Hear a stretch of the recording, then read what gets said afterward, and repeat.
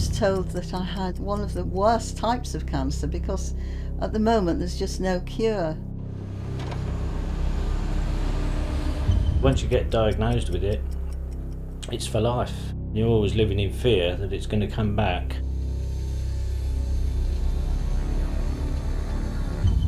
You're living under a death sentence. I am 66 years old and I am dying.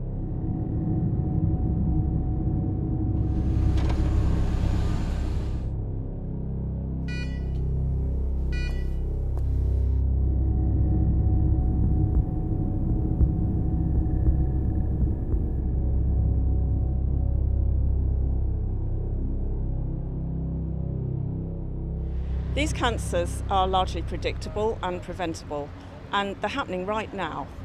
They occur in industries across the board, like building and construction, manufacturing, transport, defence and agriculture.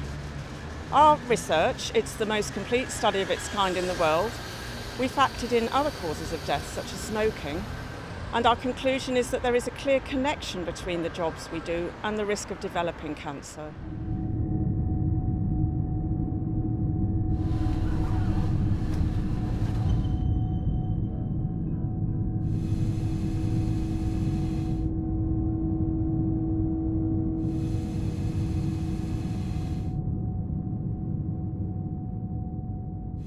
We believe there's essentially no safe exposure to asbestos, and for that reason it's clearly a very dangerous carcinogen.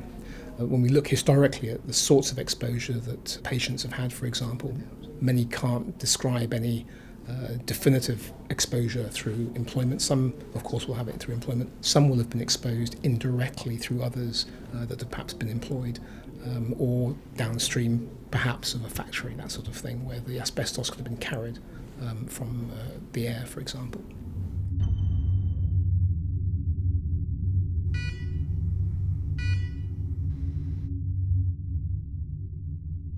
Mesothelioma I've never heard of until I was diagnosed, and apparently I've picked this up through employment some 30 to 40 years ago, so I would be in my mid-20s, and I would have picked it up being an electrical engineer within factories. I felt healthy, apart from the breathlessness, and the surgeon told me I'd got an incurable disease and I'd got less than a year.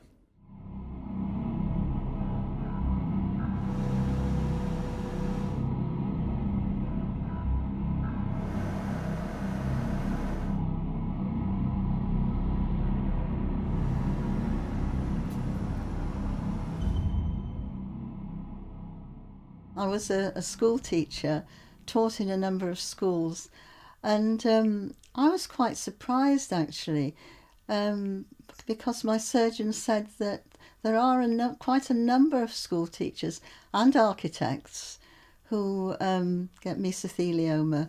Nobody knows how I got it, but maybe pinning up notices on the notice board. I understand that notice boards were quite often made of asbestos.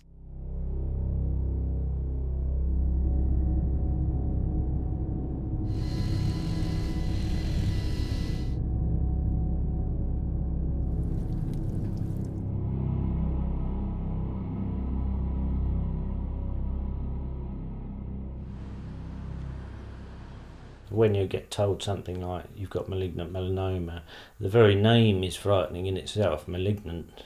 My first excessive sun exposure happened when I served in the Merchant Navy, and there was no awareness back then of protection. We weren't taught about sun cream. We were basically left to your own design. The risk from workplace cancers is more widespread than most people think. There have been cancers, some of them fatal, due to exposure to mineral oils, welding fumes, coal tars and pitches and dioxins.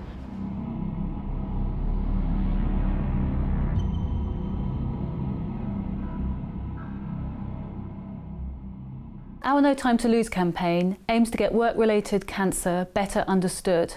And by directing people to appropriate resources, we hope to equip people with the relevant tools to prevent work-related cancer.